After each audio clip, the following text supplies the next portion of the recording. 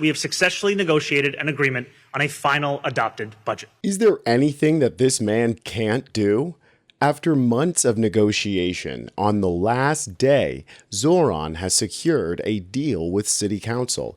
Hilariously, right after the idiot hyper-capitalist Dave Portnoy made the most hilarious public challenge. He's mad that Democratic socialists like Mamdani are getting results without compromise. I noticed that the budget doesn't appear to include any increased numbers for NYPD headcount. Can you explain the rationale for that? Yes.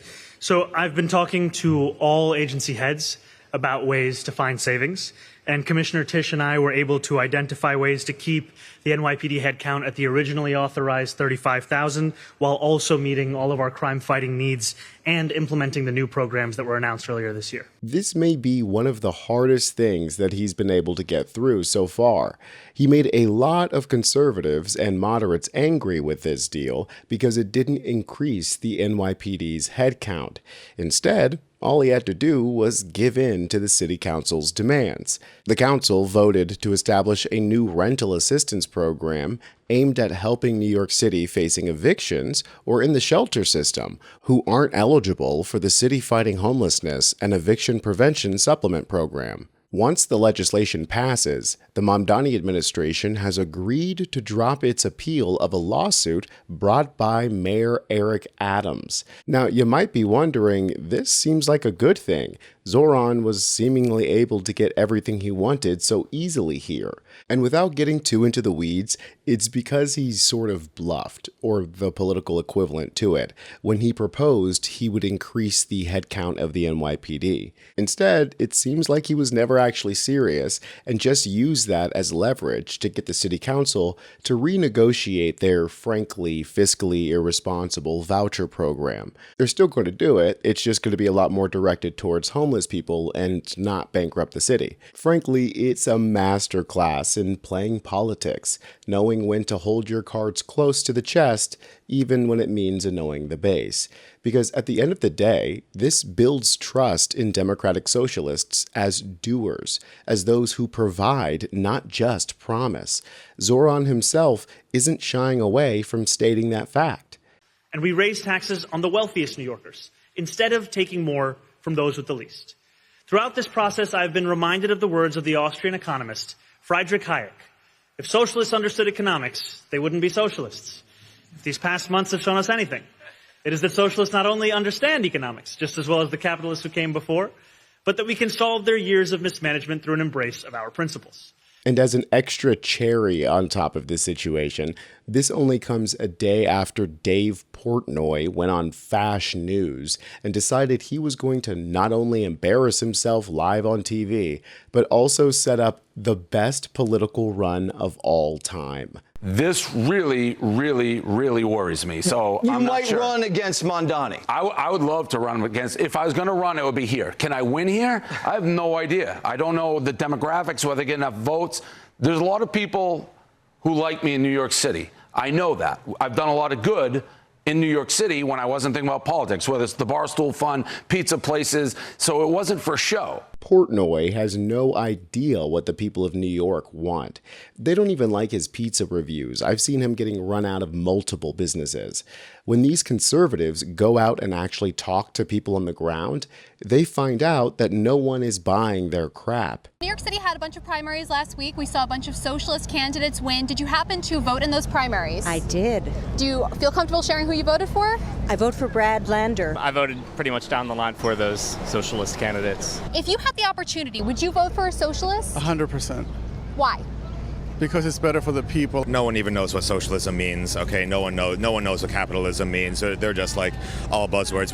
We're talking about like real issues on the ground here. That's what Zohran is all about. The funny part about conservatives is that they pretend socialism is this unknowable thing. But most people already don't know how economics work. They don't know who owns the means of production. They don't know how services are funded.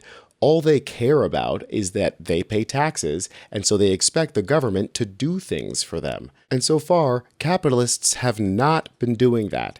So now people are asking, what if things we're different. You know, when I talk to voters about what we're doing and why I'm a democratic socialist, I remind them that we have socialism already, right? It's in the roads that we drive on. It's in the schools we send our kids to. It's in the fire stations we call upon. I'm just asking that we extend that security to our healthcare, to our housing, to our nutritional food, to our higher education, so that we're actually meeting the basic needs of everyday working families in this country. So that we're not just getting by and surviving, so that we're actually thriving. And in the wealthiest, most powerful country on earth, we're not asking for much. Melat Kiros is loved by the people of Denver.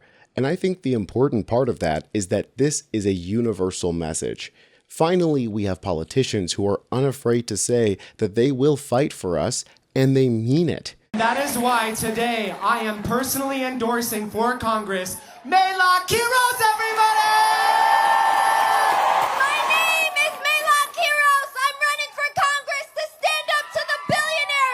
Corporations burning our planet and profiting from genocide! I'm running because I believe in a world where every single human being, no matter where you're born, no matter what body you're born into, no matter what wealth you're born into, you are deserving of dignity, of unfettered joy, and of pride!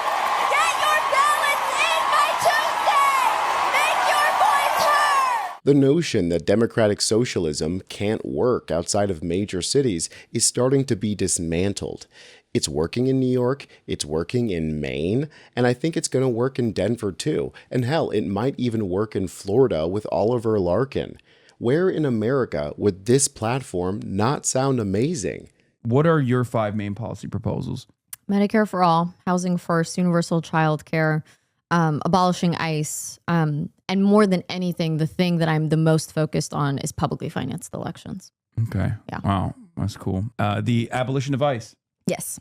The Green New Deal. Yes. National rent control. Yes. Interesting.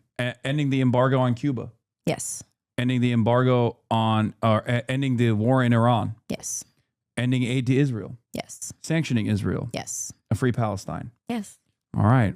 Well, thank you. Polls are already open in Denver, and by now, I'm sure those in the city have already heard the call. But if not, please go out and vote.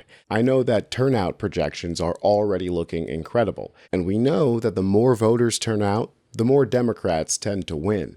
In fact, most votes are going to be coming in from young people on election day today, which is going to be really great. I personally am somebody who always dropped my ballot in the drop box on election day. So I know a lot of young friends of mine that are going to be voting today, which is really exciting. To see the turnout has already exceeded what we were expecting based on 2024 projections and 2022 projections. So we're feeling really good. The turnout's going to be really high and that Denverites are ready for a change. For the rest of y'all, stay tuned to U.S. Democratic Socialists for more news on socialists around the country. I'm Tony Hinderman, and I'll catch you next time.